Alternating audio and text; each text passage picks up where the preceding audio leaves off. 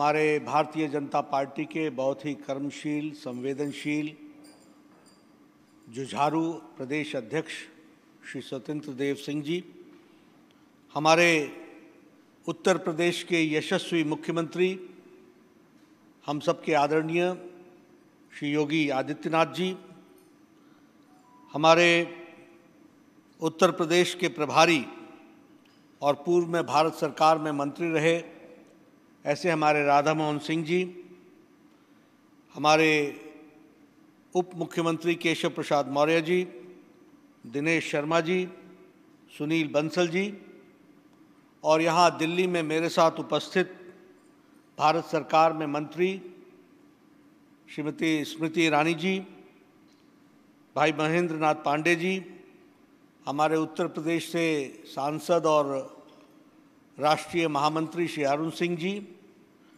यहाँ उपस्थित हमारे भारत सरकार में केंद्रीय मंत्री, सांसदगण, विधायकगण, हमारे वरिष्ठ पदाधिकारी और कार्यकर्ता बंधु और हमारे कार्य समिति के सभी सदस्यगण, मेरा ये सौभाग्य है कि मुझे आज उत्तर प्रदेश के कार्य समिति में आप सबके साथ शामिल होने का सौभाग्य मिला और आप सब से चर्चा करने का भी मुझे सौभाग्य मिला है।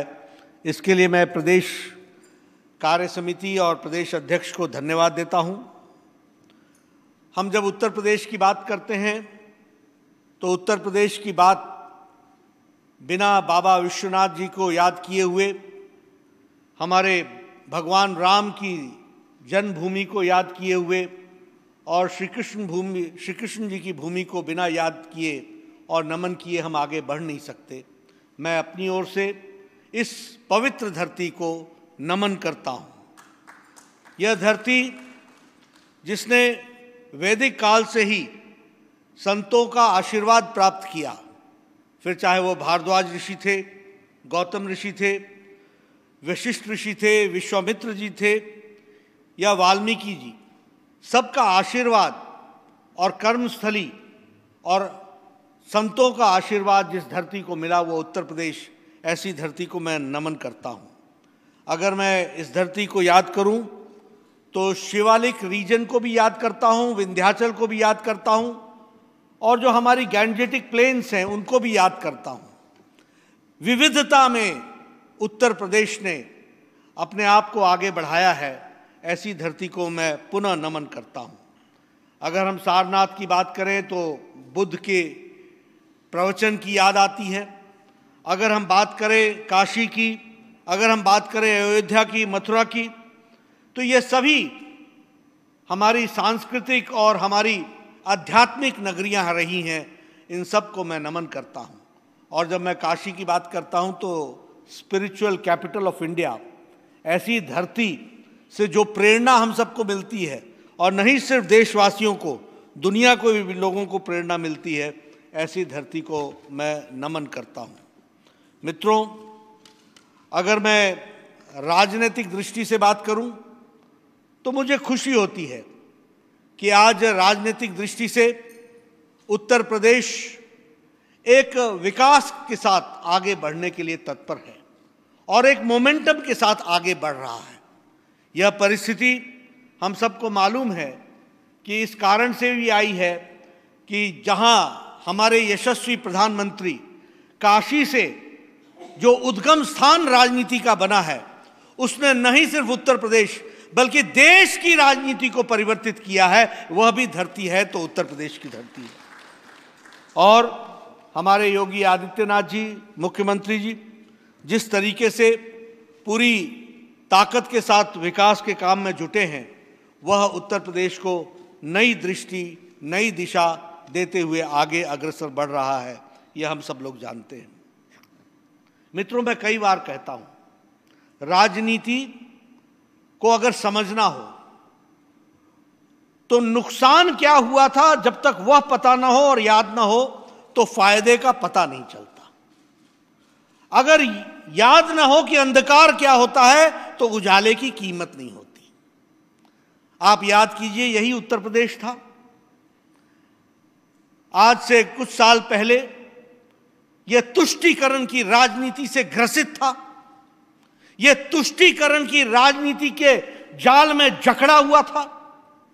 यही उत्तर प्रदेश अगर हम याद करेंगे तो जातीय आधार पर सत्ता को लेकर और सत्ता का दुरुपयोग करके किसी समाज के वर्ग को साथ देना और किसी समाज के वर्ग को प्रताड़ित करना, यह उत्तर प्रदेश का ऑर्डर ऑफ द डे हो चुका था।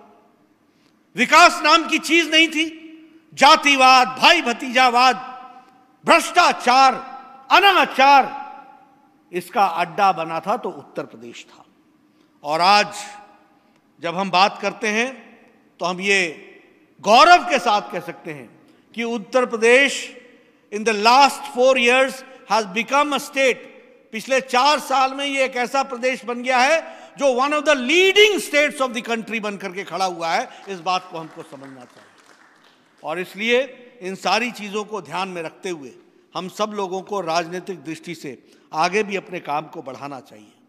मैं उत्तर प्रदेश की इकाई को, उत्तर प्रदेश की सरकार को और हमारी भारतीय जनता पार्टी के कोटि कोटि कार्यकर्ताओं को बधाई देना चाहता हूं, जिन्होंने जिला परिषद के चुनाव में और ब्लॉक प्रमुखों के चुनाव में बहुत अहम भूमिका अदा की है और सफलता दिलाई है।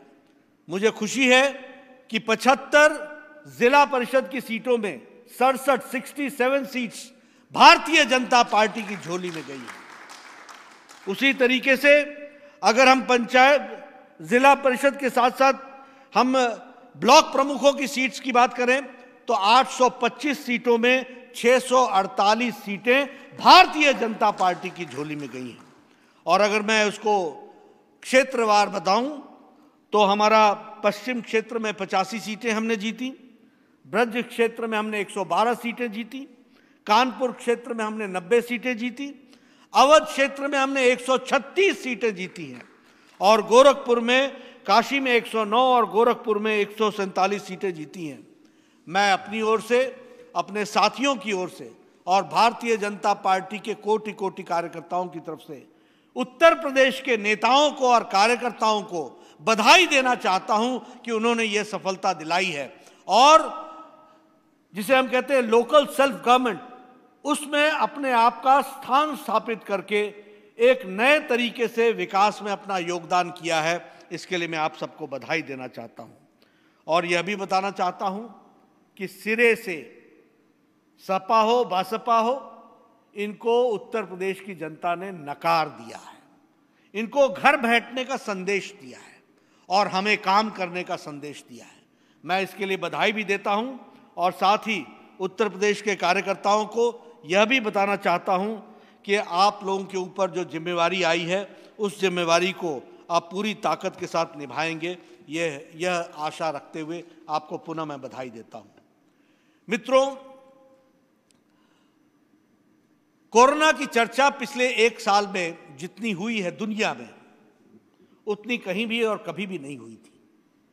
हमें नहीं मालूम था कि यह बीमारी कैसे आएगी, हमें नहीं मालूम था कि इस बीमारी से कैसे लड़ा जाएगा, हमें नहीं मालूम था कि इसके असर क्या होंगे और इसके प्रभाव और दुष्प्रभाव क्या होंगे।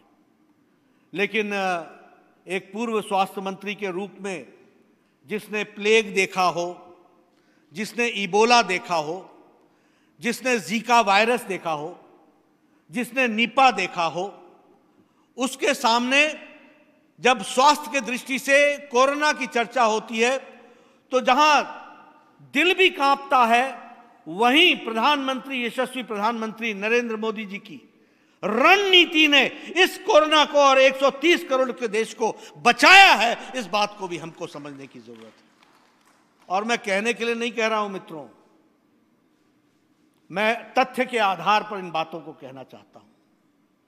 आप देखिए क्या जनसंख्या है ब्रिटेन की, आप देखिए क्या जनसंख्या है अमेरिका की, आप देखिए यूरोप की क्या जनसंख्या है और ये सब शक्तिशाली देश थे।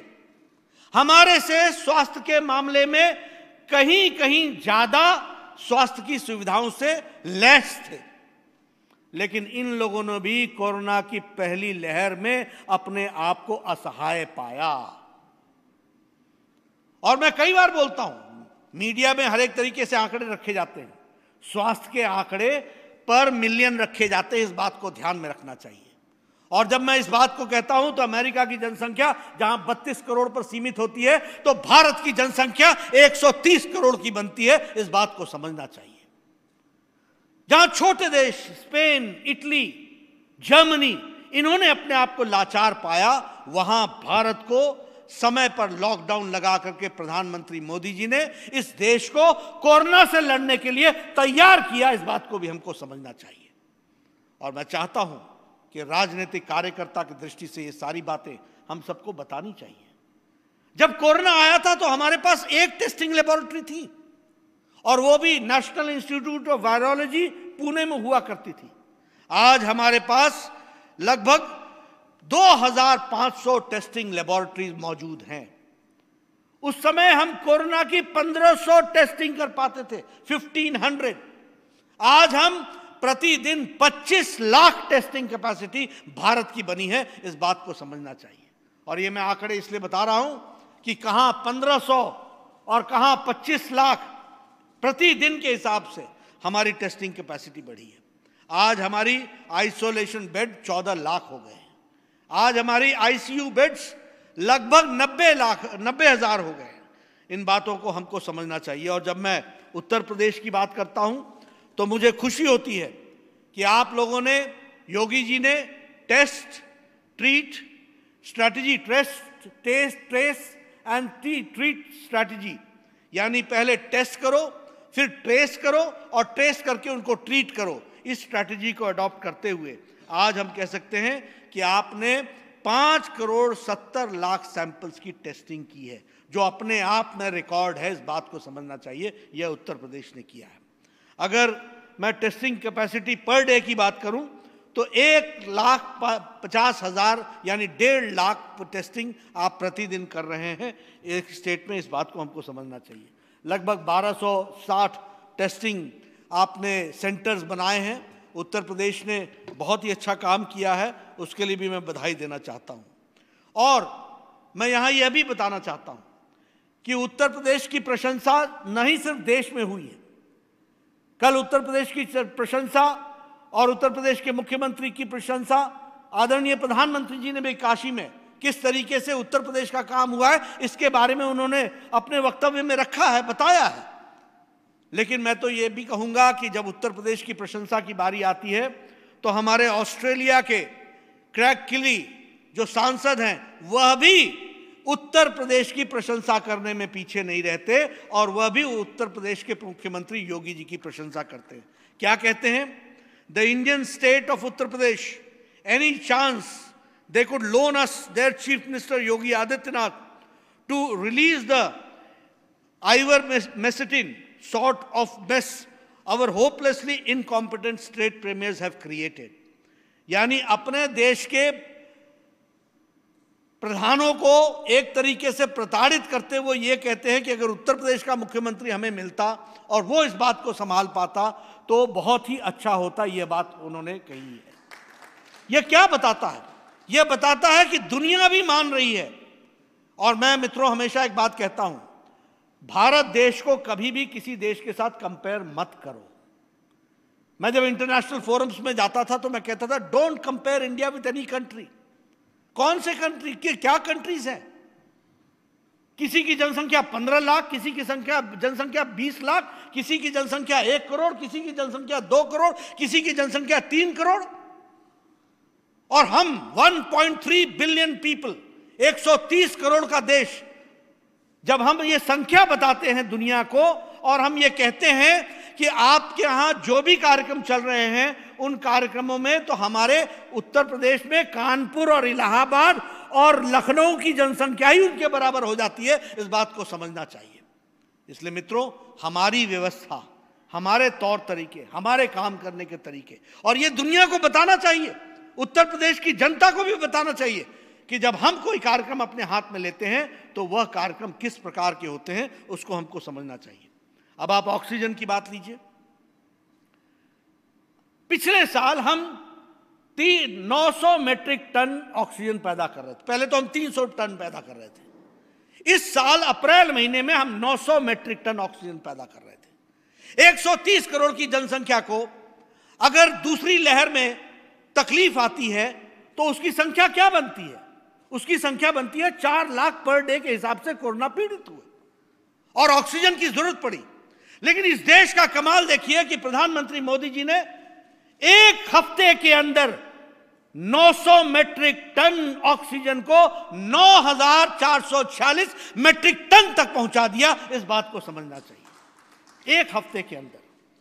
यह छोटी घटना नहीं है। मैं चाहता हूं मीडिया वाले इसको नोट करें, मेरे आंकड़ों को नोट करें और वो जानकारी हासिल करें कि जो मैं बोल रहा हूं वो तथ्य के आधार पर बोल रहा हूं कि नहीं बोल रहा हूं। यह छोटी घटना नहीं है।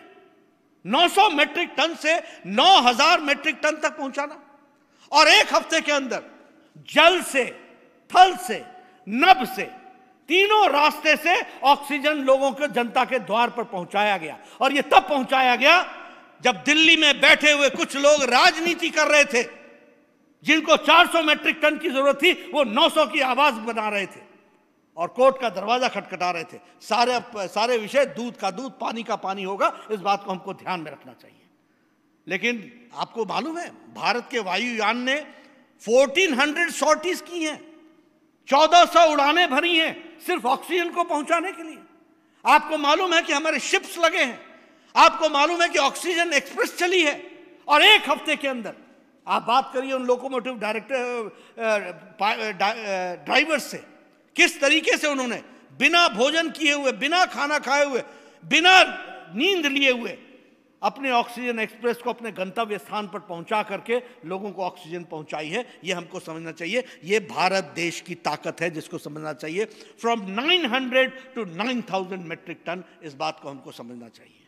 उसी तरीके से अगर मैं ऑक्सीजन टैंकर्स की बात करूं, 1040 टैंकर्स थे, आज हमारे पास 1681 टैंकर्स हैं। उस समय हमारे ऑक्सीजन सिलेंडर्स 4 लाख थे, आज हमारे ऑक्सीजन सिलेंडर्स 11 लाख यूनिट्स हैं। और उसी तरीके से क्रायोजेनिक टैंक्स स्टोर करने की कैपेसिटी हमारी 900 टैंक्स की बनी है। इसको भी हमको समझना चाहिए। और मित्रों, मैं ये बताना चाहता हूं, प्रधानमंत्री पीएम केयर फंड से 1500 पीएसए प्लांट्स लग रहे हैं, 1500। और ये 1500 प्लांट्स आपके उत्तर प्रदेश के हर शहर में लग रहे हैं।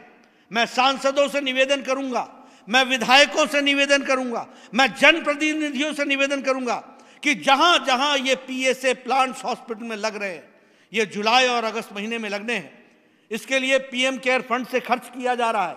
आप में से कोई भी राजनीतिक कार्यकर्ता बिना इन स्थानों पर गए हुए, अपनी जिम्मेवारी को बिना निभाए हुए वो नहीं रहेंगे, वो उसको पूरा करेंगे और अपनी नजरों में पीएसए प्लांट, ऑक्सीजन का प्लांट आपके हॉस्पिटल में ठीक ढंग से लगे, इसकी चिंता करेगा तो भारतीय जनता पार्टी का कार्यकर्ता करेगा। ये मैं आपसे निवेदन करना चाहता हूं।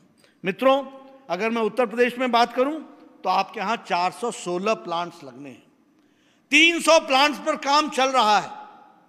मैं फिर निवेदन करूंगा अपने सभी कार्यकर्ताओं से, सांसदों से, विधायकों से, अपने हॉस्पिटल में जाकर के ये पीएसए प्लांट जो 300 लग रहे हैं, 416 लगने हैं, 300 लग रहे हैं, इसको हमको देखना पड़ेगा और इसको हमको ध्यान में रखना पड़ेगा। केंद्र सरकार ने आपको विपत्ति काल में 1000 मेट्रिक टन उस समय पहुंचाया है। आज आपको पहुंचाने की जरूरत नहीं है, आज आप सेल्फ सफिशिएंट हो रहे हैं, लेकिन इसको हमको आगे बढ़ाना पड़ेगा और उसको हमको पूरा करना पड़ेगा। 75 डिस्ट्रिक्ट्स में 81 प्लांट्स लग रहे हैं, तो इसको भी हमको ध्यान में रखना है। जो अभी काम चल पड़ा है एकदम कंप्लीट होने के कागार पर खड़ा है, इसलिए मैं चाहूँगा कि हम सब लोग उन जगहों को विजिट भी करें, सीएमओ से मिले, मेडिकल सुपरिटेंडेंट से मिले। कोई तकलीफ, कोई दिक्कत, कोई पीएसए प्लांट में लगने में हो रही है तो अपने राजनीतिक ताकत का उपयोग करते हुए, सदुपयोग करते हुए वह काम को पूरा करने में अपना काम अदा करेंगे तो अच्छा रहेगा। मित्रों, अब वैक्सीनेशन की बात पर आ जाए। मैं कई बार, देखिए, मैं पूर्व स्वास्थ्य मंत्री हूं, मुझे मालूम है, इतिहास के पन्नों को हम अच्छी तरीके से जानते हैं।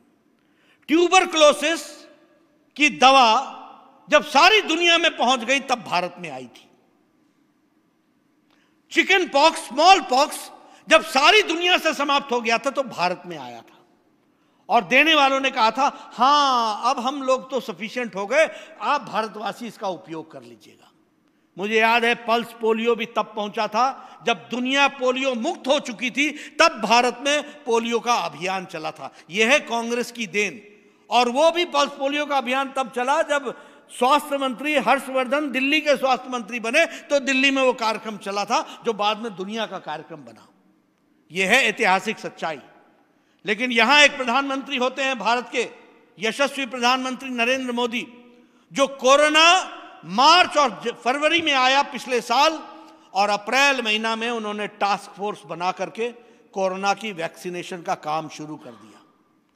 और पहली बार भारत 9 महीने में एक नहीं 2 कोरोना की वैक्सीन मोदी जी के नेतृत्व में तैयार होकर के खड़ी हुई। यह बात हमको ध्यान में रखना चाहिए। और उन्होंने वैक्सीन बनाई। लेकिन जहां वैक्सीन बनाई, उजाला दिया, नई उम्मीद भारत के 130 करोड़ की जनता को एक नया गौरव प्रदान किया, वहीं हमारे देश के कुछ नेता जिनकी बंद बुद्धि, मंद बुद्धि, छोटी बुद्धि क्या जवाब दे रही थी? वो कह रहे थे ये वैक्सीनेशन, ये we are not, we should not be treated as something like rats. हमें उस तरीके से नहीं ट्रीट करना चाहिए। We are not pygmies, we are not guinea pigs. ये शब्दावली नेताओं ने पैदा की। और यह भी कहा कि इसका 3rd ट्रायल नहीं हुआ है। यह भी कहा कि हमको मौत के साए में मत धकेलो। ये काम भारत के विपक्ष के नेताओं ने किया है। और आपके उत्तर प्रदेश के नेता ने तो इसको बीजेपी की वैक्सीन बता दी। यह दीगर बात है कि उनके पिताजी ने वो वैक्सीन लगाई और अपने पिताजी के लगाने के बाद बेटे राम भी तैयार हो गए। मित्रों, मैं एक बात कहना चाहता हूं। उन्होंने ऐसे वक्तव्य दे करके अपना स्तर बताया है, किसी और का स्तर नहीं बताया। इनके चश्मे और इनका फ्रेम कितना छोटा है कि एक प्रधानमंत्री भारत के उद्यमियों को प्रेरित करता है, भारत की पूरी ताकत लगाता है, आर्थिक रूप से पूरी ताकत देता है कि भारत अपना वैक्सीन बनाए, और 130 करोड़ की जनता के लिए जनवरी 16 को वैक्सीन का कार्यक्रम शुरू कर देता है। और एक तरफ एक नेता इसको बीजेपी की वैक्सीन बताता है। यह उन नेताओं के स्तर को प्रतिलक्षित करता है जिनकी इतनी छोटी सोच हो। वो उत्तर प्रदेश जैसे प्रदेश को संभालेंगे? जो उत्तर प्रदेश, जो देश को दिशा देने वाला प्रदेश है, उसके नेता बनने का मन में इच्छा पालते हैं। ऐसे लोगों को मुंह तोड़ जवाब उत्तर प्रदेश की जनता ने दिया है, आगे भी देगी। इस बात को हमको बताना चाहता हूं, मैं कहना चाहता हूं। मित्रों, वैक्सीनेशन का जहां तक सवाल है, आज हम 6 से 7 करोड़ वैक्सीनेशन बना रहे हैं। सितंबर महीने तक हम 40 करोड़ के आसपास वैक्सीनेशन बना लेंगे, और दिसंबर महीने तक हमारे सारे वैक्सीन मिलाकर के हम 135 करोड़ वैक्सीन तक हम पहुंच जाएंगे। और मैं इसका रोड मैप भी आपको बता देता हूं।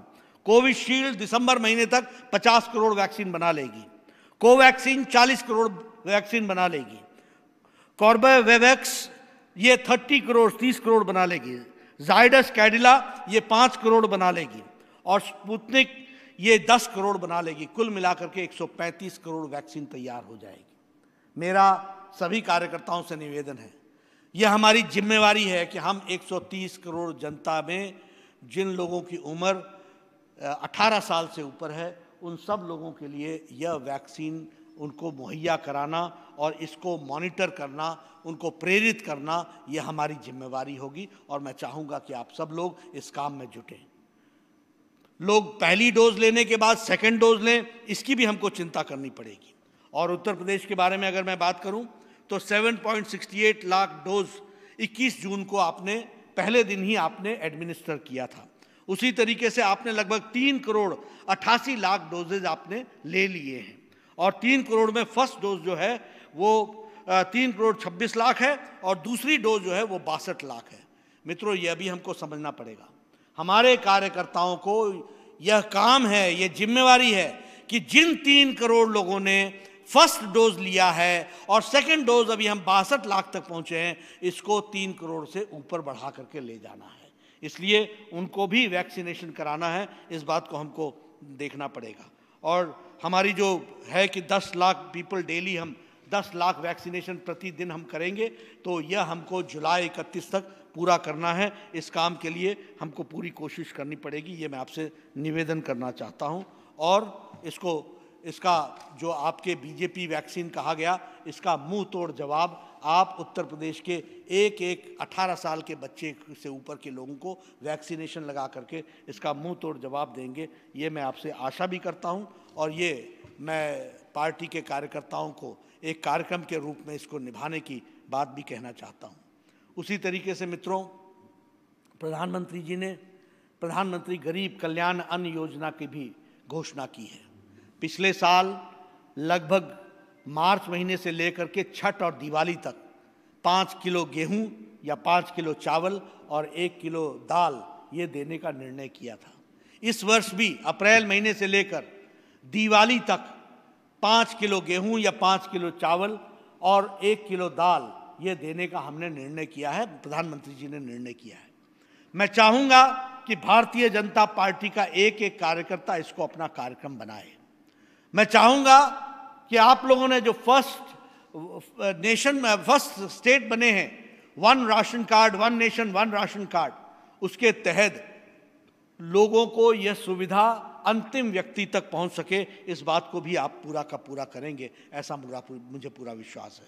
इसलिए मैं स्वतंत्र देव जी से निवेदन करूंगा, मैं सुनील बंसल जी से निवेदन करूंगा, मैं राधा मोहन जी से निवेदन करूंगा कि उनके देख रेख में उत्तर प्रदेश का एक कार्यकर्ता प्रधानमंत्री गरीब कल्याण अन्न योजना के तहत अंतिम व्यक्ति को ये राशन पहुंचे, इसकी हमको चिंता करनी पड़ेगी और इस काम को अपने साथ आत्मसात करना पड़ेगा, यह मैं आपसे निवेदन करना चाहता हूं।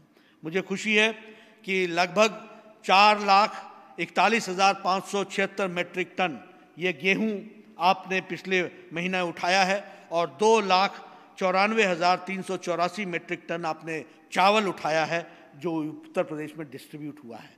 इस डिस्ट्रीब्यूशन में भारतीय जनता पार्टी का एक कार्यकर्ता जुट करके लगे और गरीब लोगों तक यह राशन सही ढंग से पहुंच रहा है कि नहीं पहुंच रहा है, इसकी हमको चिंता करनी पड़ेगी। यह हम करेंगे तो अच्छा रहेगा। मित्रों, आत्मनिर्भर भारत में लगभग 3 लाख करोड़ रुपए हमारे मध्यम वर्ग के जो उद्यमी हैं उनके लिए MSME सेक्टर में खर्च हो रहा है। लगभग 1 लाख करोड़ खर्च हो चुका है और 1,10,000 करोड़ खर्च हो चुका है। हम चाहेंगे कि हमारे लोग इसमें अपने आप को शामिल करें और जो उद्यमी सेक्टर हैं, मैं यहाँ भी निवेदन करूँगा स्वतंत्र देव जी से कि हर छोटे बड़े शहर में जो ये उद्यमी हैं, MSME सेक्टर के लोग हैं, इनको बुलाएं, इनकी बैठक करें, इनसे पूछें कि मोदी जी के द्वारा भेजा गया 3 लाख करोड़ रुपए यह तुम्हारे तक पहुंच रहा है कि नहीं पहुंच रहा है, तुम इसका उपयोग कर रहे हो कि नहीं कर रहे हो, 1 डिस्ट्रिक्ट 1 प्रोडक्ट में आप उसका उपयोग कर रहे हो कि नहीं कर रहे हो, उसके साथ जुड़ रहे हो कि नहीं जुड़ रहे हो। यह काम भी भारतीय जनता पार्टी के कार्यकर्ताओं को अपने हाथ में लेना पड़ेगा। उसी तरीके से 1 लाख करोड़ रुपए आत्मनिर्भर भारत में एग्रीकल्चर सेक्टर में खर्च हो रहा है। मैं चाहूँगा हमारे सभी सांसद, हमारे सभी विधायक, हमारे सभी चुने हुए प्रतिनिधि, ये जो फार्मर्स प्रोड्यूसर्स ऑर्गेनाइजेशन है, ये फार्मर्स प्रोड्यूसर्स ऑर्गेनाइजेशन को बनाने में, रजिस्टर कराने में और उनके द्वारा उनके गांव में एग्रीकल्चर में यह पैसा कैसे और किस लिए खर्च हो, इसकी नीति बनाने का काम आप सब लोग करें। मित्रों, समय माफ नहीं करेगा अगर हमारे सांसद, हमारे विधायक इस काम से न जुड़े। कोई प्रधानमंत्री 1 लाख करोड़ रुपए, सब लोग बोलते थे एग्रीकल्चर के बारे में, लेकिन और किसान नेता बनने का दम भरते थे, लेकिन सही मायने में किसानों का भला किया तो भारत के यशस्वी प्रधानमंत्री नरेंद्र मोदी जी ने किया है। इस बात को हमको समझना चाहिए। और फिर मैं कहने के लिए नहीं कह रहा हूं, मैं आंकड़े के आधार पर कह रहा हूं, मैंने जो काम किया, जो उन्होंने काम किया उसके आधार पर कह रहा हूं। 1 लाख करोड़ रुपए और किसके कहने पर खर्च होगा? कृषि भवन के अधिकारियों के कहने पर खर्च नहीं होगा, कृषि भवन में बैठे हुए अधिकारियों के योजना पर नहीं खर्च होगा। आप सांसदों और विधायकों को फार्मर्स प्रोड्यूसर्स ऑर्गेनाइजेशन में जिस मंडी पर आप खर्च करना चाहोगे, जिस विषय पर आप खर्च करना चाहोगे, जिस कोल्ड स्टोरेज पर आप खर्च करना चाहोगे, जिस स्टोरेज पर आप खर्च करना चाहोगे, वह खर्च करने की इजाजत आपको प्रधानमंत्री मोदी जी देंगे। यह ताकत आपको दी है, लेकिन हमारा भी फर्ज बनता है कि हम उसके साथ अपने आप को जोड़ें।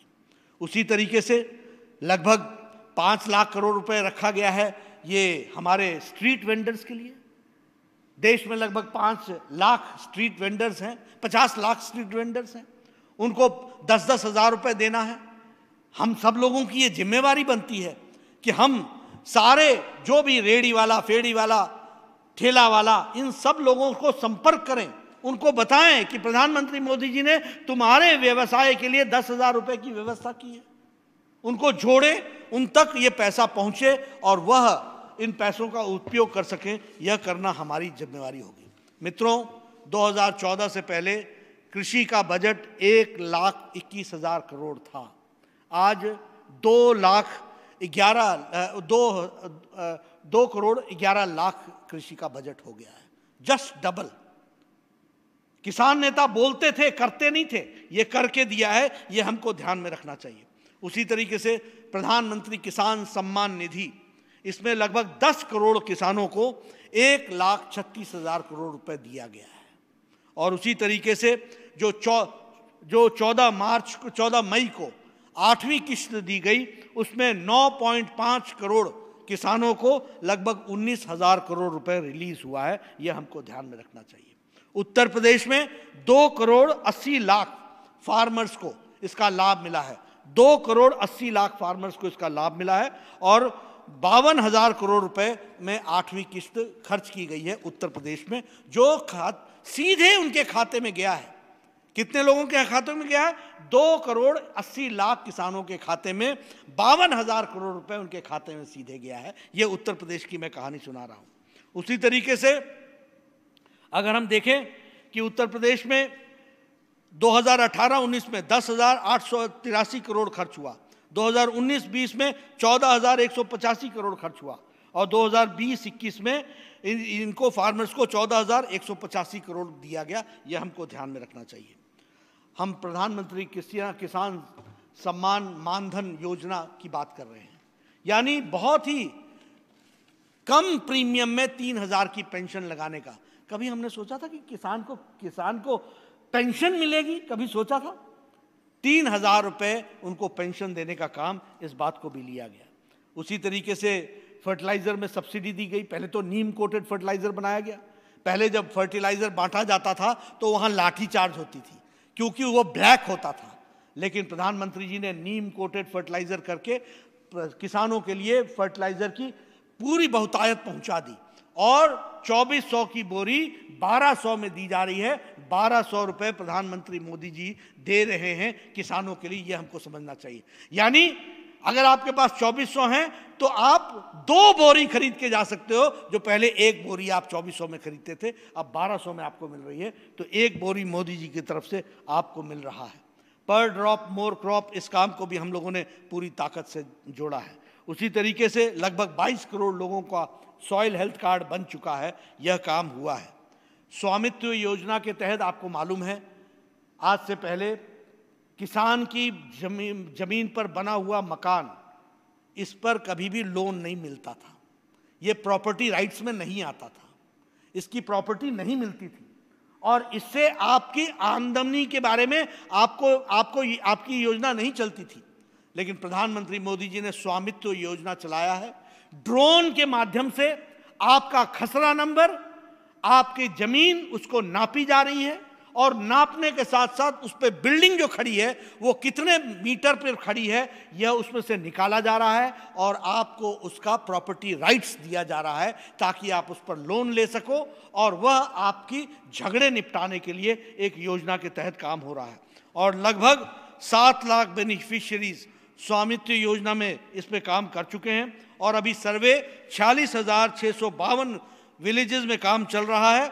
और आपके यहाँ जो प्रॉपर्टी राइट्स डिस्ट्रीब्यूट हुआ है उसमें 5,015 विलेजेस में काम चला है। 166 डिस्ट्रिक्ट्स में ये काम चल रहा है। इस तरीके से स्वामित्व योजना को भी आगे बढ़ाने का काम किया गया है। मित्रों, स्वास्थ्य मंत्री होने के नाते आयुष्मान भारत पर चर्चा करना मेरी जिम्मेवारी बनती है। आप सब लोग जमीन से जुड़े हुए लोग हैं। आप बताइए, किसी गरीब आदमी को अगर बाईपास सर्जरी करानी पड़ जाए तो क्या उसकी जमीन नहीं बिक जाती थी? क्या ऐसे लाखों करोड़ों लोग नहीं थे जो बिना इलाज के या तो इस दुनिया को छोड़ गए या इलाज कराते कराते अपनी जमीन गिरवी रख गए? क्या आपने देखा कि उन्होंने अपनी बीमारी के साथ अपनी जिंदगी व्यतीत कर दी और यह कहा कि यह तो ईश्वर की मर्जी है, इसी कारण से हम ऐसा कर रहे हैं? लेकिन हां, आजाद भारत में प्रधानमंत्री मोदी जी का इंतजार था। प्रधानमंत्री मोदी जी ने आयुष्मान भारत लागू किया। 10 करोड़ 74 लाख परिवारों को, 55 करोड़ लोगों को 5 लाख रुपए का सालाना हेल्थ कवर दिया। इस बात को हमको समझना चाहिए। यह छोटी घटना नहीं है, मैं बार बार बताने की कोशिश कर रहा हूं। मित्रों, 55 करोड़ का मालूम है? अमेरिका का इलेक्शन होता है, चाहे डोनाल्ड ट्रंप हो, चाहे ओबामा हो, चाहे बाइडेन हो, सब हेल्थ सिक्योरिटी की बात करते हैं। कितनी संख्या है इनकी? 32 करोड़। और जब हम बात करते हैं, मोदी जी बात करते हैं आयुष्मान भारत को, तो याद रखना, सारा अमेरिका, सारा कनाडा, सारा यूरोप, सारा मेक्सिको, इस सारे को मिला लो तो भारत का आयुष्मान भारत बनता है। इस बात को हमको समझना चाहिए। 10 करोड़ 74 लाख परिवार, 55 करोड़ लोग, 5 लाख रुपए का सालाना कवरेज, 2000 किस्म के ऑपरेशन करने की सुविधा, यह प्रधान आयुष्मान भारत ने की है।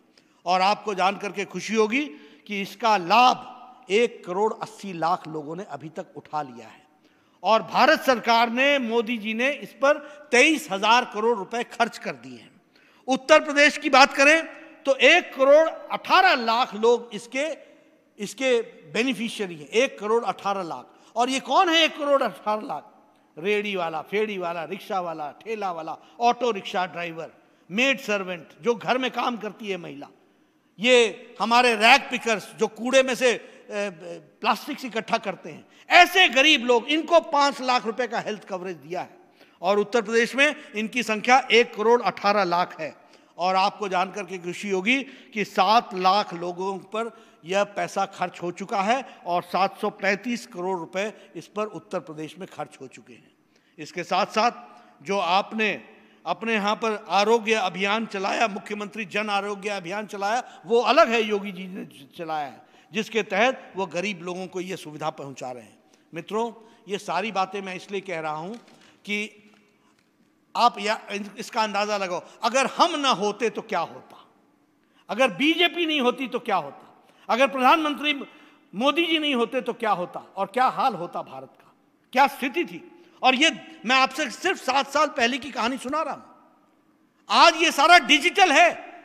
आयुष्मान भारत में 1 पैसा भी मरीज को नहीं मिलता है, सीधा उस अस्पताल को जाता है जहां उसका ऑपरेशन हुआ है। अगर मैं वैक्सीनेशन की बात करूं तो it is the largest and the fastest vaccination programme जो आज चल रहा है। It is the largest and the fastest. America को पिछाड़ दिया। यूरोप का कोई देश नहीं बचा जो भारत के सामने टिक सके वैक्सीनेशन में। और अगर मैं इसको हेल्थ का प्रोग्राम कहूं तो this is the world's largest health coverage programme. हमारे स्वास्थ्य मंत्री जाते हैं वर्ल्ड हेल्थ ऑर्गेनाइजेशन में, वहां चर्चा करते हैं यूनिवर्सल हेल्थ कवरेज, इस पर चर्चा होती है। छोटे छोटे देश 10 तरीके से इस पर नसीहत देने की कोशिश होती है। भारत ने आयुष्मान भारत के तहत दुनिया का सबसे बड़ा हेल्थ कवरेज मोदी जी के नेतृत्व में किया है। इस बात को समझना चाहिए। और योगी जी ने भी अपना जन आरोग्य अभियान को लेकर के उसको पूरा किया है। यह हमको समझना चाहिए, यह हमको ध्यान में रखना चाहिए। मित्रों, मैं बार बार इन बातों को इसलिए कहता हूं, देखिए राजनीति में आपके आने से फर्क क्या पड़ा, इसको जब तक आप पहचानेंगे और एहसास नहीं करेंगे तब तक आप इसको समझ नहीं सकेंगे। मित्रों, मैं पहली बार 1998 में स्वास्थ्य मंत्री बना। उस समय जब मैं देश के फोरम पर आया करता था तो चर्चा होती थी बीमारू राज्य, और बीमारू राज्य में सबसे पहला नंबर उत्तर प्रदेश का होता था। यह मैं आपको 1998 की बात कर रहा हूं। यह चर्चा होती थी नेशनल फोरम्स में, बीमारू राज्य। उसमें बिहार, उत्तर प्रदेश, मध्य प्रदेश, राजस्थान, इनको जोड़ करके बीमारू बनाते थे, और उसमें जो बीमारू का यू था वो उत्तर प्रदेश के लिए था। ये हमने देखा है, सुना है। आज जब मैं आपके साथ चर्चा करता हूं तो मुझे खुशी होती है ये बताते हुए कि आपका जो बजट था, जो 2 लाख करोड़ रुपए 2014 में था, वो आज बढ़ करके 5.5 लाख करोड़ हो गया है। यह परिवर्तन आया है पिछले 4 साल के अंदर। आपका जो वैट का कलेक्शन था वो 49,000 करोड़ था, आज वो बढ़ करके 12,000 करोड़ रुपए हो गया है। 49,000 करोड़ से बढ़ करके 12,000 करोड़ रुपीज हो गया है। उसी वैट का 49,000 करोड़ हो गया है, 12,000 से बढ़ करके, सॉरी। उसी तरीके से जीडीपी में आपका योगदान 10.90 लाख करोड़ था, आज आपका जीडीपी में योगदान 21.73 लाख करोड़ हो गया है। आप Uttar Pradesh ease of doing business में दूसरे रैंक पर आज उत्तर प्रदेश खड़ा हो गया है, दूसरे रैंक पर। यह उत्तर प्रदेश जहां माफिया, गुंडागर्दी, जातिवाद के दंगे, हर एक तरीके के दंगे, इसके लिए उत्तर प्रदेश जाना जाता था, बीमारू का यू था, वह आज ईज ऑफ डूइंग बिजनेस में सेकंड रैंक पर आकर के खड़ा हो गया है। उसी तरीके से आपकी per capita income per year जो 2014-15 में 47,116 थी, वह बढ़कर के 94,495 हो गई है। मैं चाहूंगा कि मीडिया वाले मेरे आंकड़े नोट कर लें, चर्चा करें। हम आंकड़ों के आधार पर चर्चा करते हैं, हवा में बात नहीं करते। ये पर कैपिटा इनकम आज आपकी 47,116 से बढ़कर 94,495 पर प्रति साल हो गई है। उसी तरीके से एम्प्लॉयमेंट 4 लाख से बढ़कर के 4 लाख लोगों को गवर्नमेंट ने 4,19,000 लोगों को एम्प्लॉयमेंट दिया है। 90,000 यूथ को अभी एम्प्लॉयमेंट अगले 4 महीने में दिया जाएगा, इसकी योजना बनी है। मित्रों, 4 साल के अंदर एक भी दंगे नहीं हुए। 4 years, not even a single दंगा। आपको मालूम है, उत्तर प्रदेश का बच्चा पैदा होता था तो वो एक ही शब्द जानता था, कर्फ्यू। आज कर्फ्यू लग गया, आज यहां लग गया, आज वहां लग गया, आज वहां लग गया, यहां लग गया। इन सब चीजों से मुक्ति दिलाई है तो उत्तर प्रदेश में 4 साल में एक भी दंगे नहीं हुए। मुजफ्फरपुर का दंगा आपको याद है, आपको अन्य दंगे याद हैं। ये राजनीति के जो पॉलिटिकल टूरिस्ट हैं, यह पॉलिटिक्स को भी टूरिज्म की तरह ही लेते हैं। जब मेरा मौसम आएगा तो मेरी रहेगी, जब तुम्हारा मौसम आएगा तो तुम्हारी रहेगी। ये सेवा के लिए नहीं आते हैं। इसलिए तथ्यों के आधार पर हम चर्चा करना चाहते हैं। उत्तर प्रदेश, बदलता उत्तर प्रदेश किस तरीके से खड़ा हुआ है, उस बात को हमको समझना चाहिए। आज एक्सप्रेस हाईवे का काम चल रहा है, Purvanchal express highway, Bundelkhand express highway, Ganga express highway, Gorakhpur link express highway, Ballia link express highway, सब पर काम चल रहा है। कभी सोचा था एक्सप्रेस वे और उत्तर प्रदेश, ये एक्सप्रेस और उत्तर प्रदेश ये कहीं मेल खाते थे?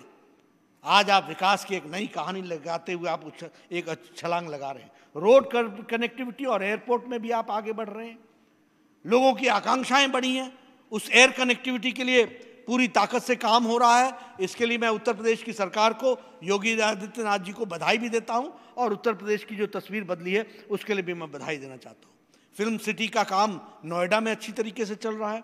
उसी तरीके से आपदा को अवसर में बदलने में उत्तर प्रदेश की सरकार ने बखूबी एक प्रमुख भूमिका निभाई है, और इन्वेस्टमेंट डेस्टिनेशन बन गया है उत्तर प्रदेश। ये एमर्ज कर रहा है one of the leading investment destination. इस बात को हमको समझना चाहिए, इसको हमको जानना चाहिए। मेक इन इंडिया में ये अपने आप में एक अच्छा काम कर रहा है।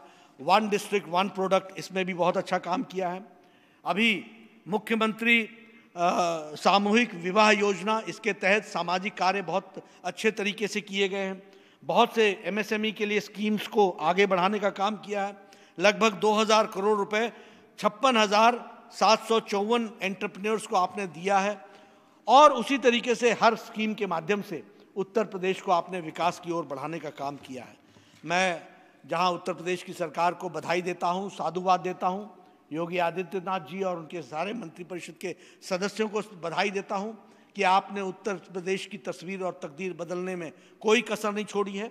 4 साल का वक्फा, 4 साल की अवधि बहुत छोटी होती है। जो लोग प्रशासन में रहते हैं उनको मालूम है कि 4 साल में क्या परिवर्तन आ सकता है, लेकिन आपने ये परिवर्तन करके दिखाया है। इसके लिए मैं योगी सरकार को, योगी जी को बधाई देता हूं, उनके मंत्रिमंडल को बधाई देता हूं जिन्होंने इस काम को किया है और इसको बखूबी निभाया है। मित्रों, पार्टी के कार्यकर्ता के रूप में हमारी ये जिम्मेवारी है कि जो काम जिस तन्मयता के साथ हमारे नेता कर रहे हैं उसको जमीन तक पहुंचाने का काम हम भारतीय जनता पार्टी के कार्यकर्ताओं का है। अगर वैक्सीनेशन वर्ल्ड का लार्जेस्ट प्रोग्राम है, अगर वैक्सीनेशन वर्ल्ड का फास्टेस्ट प्रोग्राम है, तो उसको धरती पर उतारना हमारा काम है। इस बात को हमको समझना चाहिए। अगर प्रधानमंत्री गरीब कल्याण योजना 5 किलो चावल या गेहूं देने का काम और 1 किलो दाल देने का, गरीब के घर तक पहुंचाने का काम अगर मोदी जी और योगी जी ने पकड़ा है, तो उनके घर तक पहुंचाने का काम हमारा है। इस बात को हमको समझना चाहिए।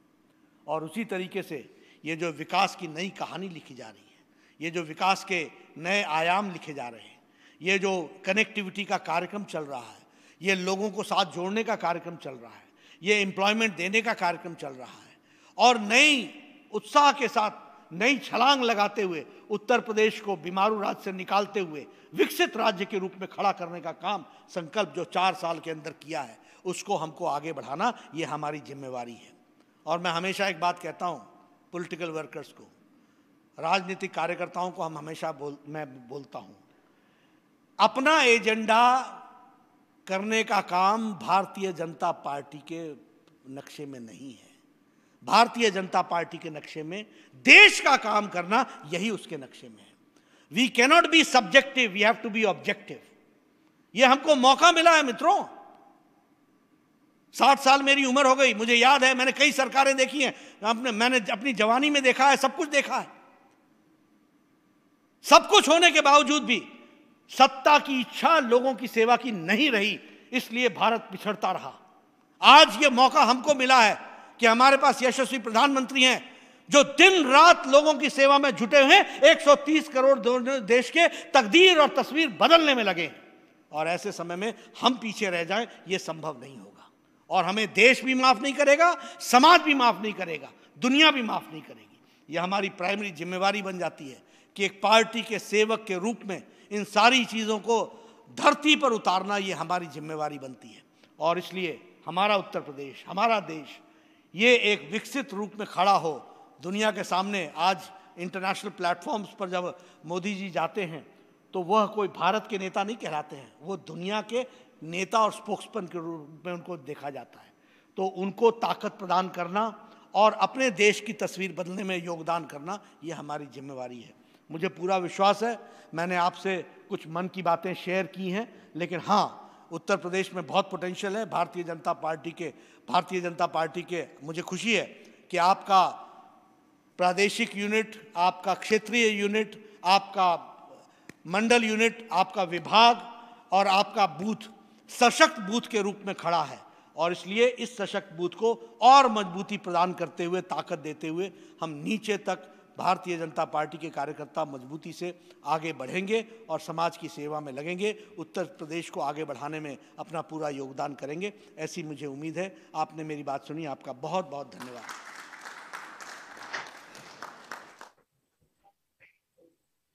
माननीय राष्ट्रीय अध्यक्ष जेपी नड्डा जी के सारगर्भित उद्बोधन, प्रेरणादायी संबोधन के लिए हम उत्तर प्रदेश के कार्यकर्ताओं की ओर से आपका बहुत बहुत अभिनंदन करते हैं, धन्यवाद देते हैं हृदय की गहराइयों से। अब आगे के कार्यक्रम के लिए माननीय प्रदेश अध्यक्ष जी से निवेदन करेंगे। 5 मिनट ब्रेक के बाद सब लोग यहीं पर फिर से जुड़ेंगे और जिले के भी सभी कार्यकर्तागण जुड़ेंगे। माननीय प्रदेश अध्यक्ष जी के उसके साथ मैं सभी कार्यकर्ताओं से निवेदन करता हूं कि 5 मिनट के बाद यहां पर जुड़ें। अभी यह सत्र समाप्त होता है। हाँ, राष्ट्रीय अध्यक्ष जी और स्मृति ईरानी जी, अरुण सिंह जी और डॉक्टर महेंद्र नाथ पांडे जी